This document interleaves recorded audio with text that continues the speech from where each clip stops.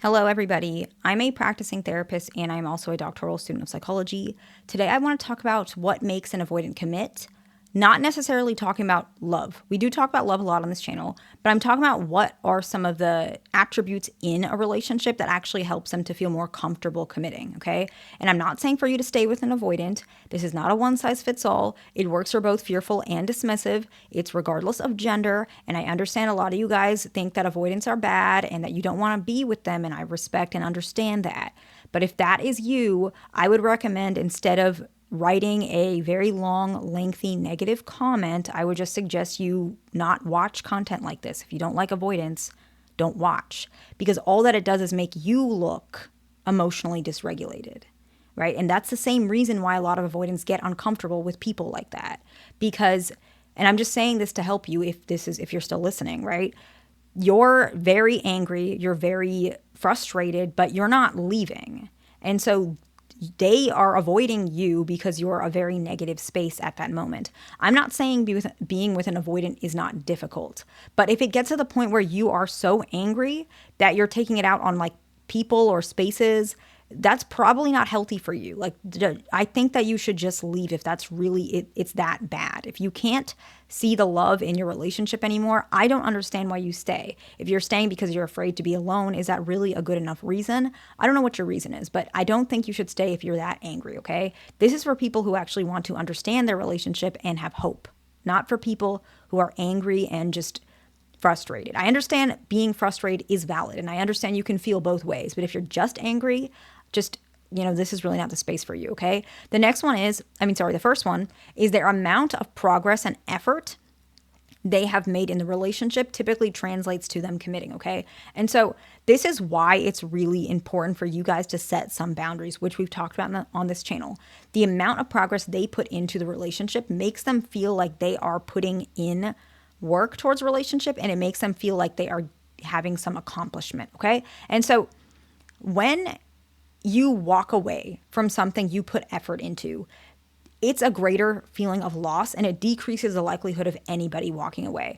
If you've had a house and you put a lot of time and money into that house, sometimes it's hard for you to want to walk away from it. I'm not saying relationships are like a house, right? But if anyone has any sort of projects they've had in their house, sometimes they do it to maybe prepare it for renting or selling. But very often, if you're the person that's actually doing those projects, it's really hard for you to want to get away from that. My dad has plenty of properties, and he's the one who does all of the work on them.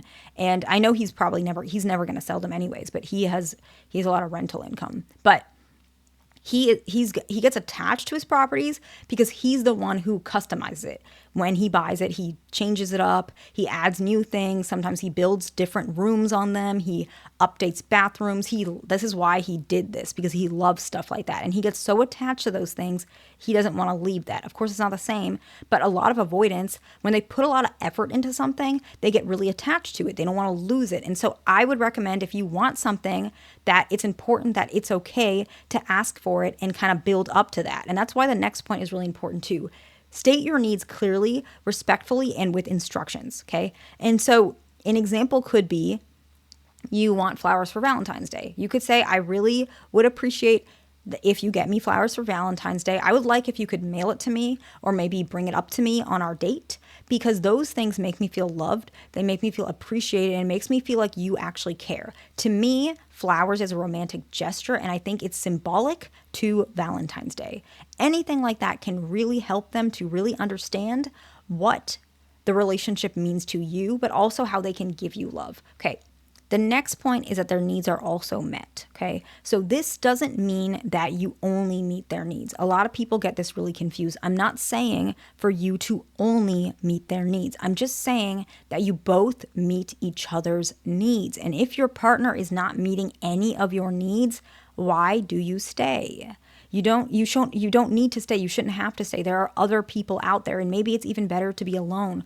All that I'm saying is, if you want this relationship to work and you feel like your needs are getting met to some extent and their needs are getting met, the relationship has potential. And so what are some of the avoidance needs? They need space. They need more clear expectations, but usually with instructions.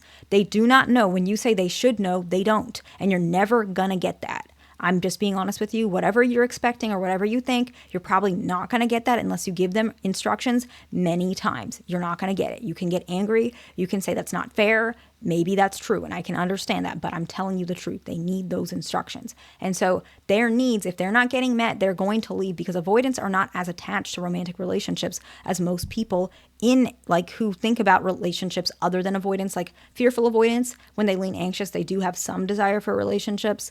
Anxious preoccupied has a deep desire for relationships, and secure individuals feel that relationships are beneficial. And so avoidants don't necessarily feel that way, especially if it's dismissive avoidant, but fearful that leans typically commonly dismissive. They're not going to feel like relationships are very valuable. In fact, they have a negative perspective of relationships and often go into the relationship thinking, okay, this is probably not going to meet my needs. And so when you meet their needs, you almost blow their expectations out of the water, and they get really attached to you, and they're very comfortable committing. The next one is space is built into the relationship. You guys go on separate vacations sometimes. You guys maybe, even if you live together, you have alone time that's built into the schedule. So maybe you guys both work from home. Let's just say that's the situation. Maybe you go to lunch every day and you go to a coffee shop nearby. You leave the house. They have their own separate office, and maybe for their lunch, they don't go in the kitchen. They still eat it in their office.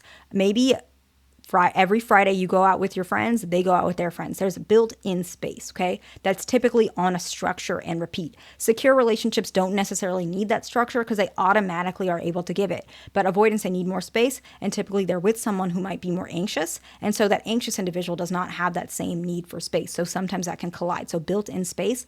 The next one is there's often respectful change. Thank you. Have a productive day. Have a good morning. Did you sleep well? I appreciate you. Any sort of communication like this on day to day is really helpful. I'm in a relationship, and a lot of you guys, sometimes when I give you guys these conversations, you're like, oh, nobody speaks like that. I do. Like, I really do. I say thank you to my significant other. He says thank you as well. I like to cook, so it's not like he's making me. I cook for us every day, and every single time I cook, he always says thank you. He tells me good morning every morning. I say good morning back. We typically say have a productive day when the other person is like for work.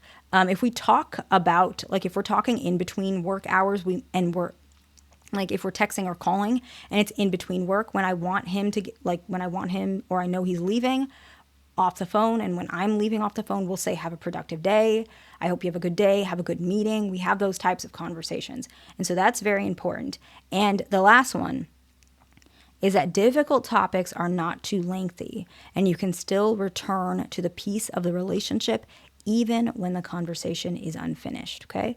And so that means that, yes, you're going to have difficult conversations, but it doesn't mean the relationship is over, or you're going to be stuck in this negative mood for the entirety of the week or the month or whatever it is. And I apologize if I'm a little bit slower today, or my voice is a little bit more crackly. I'm a little bit under the weather, so I hope you can forgive me. Let's summarize and we'll wrap it up. The amount of progress and effort they make in the relationship, that's one.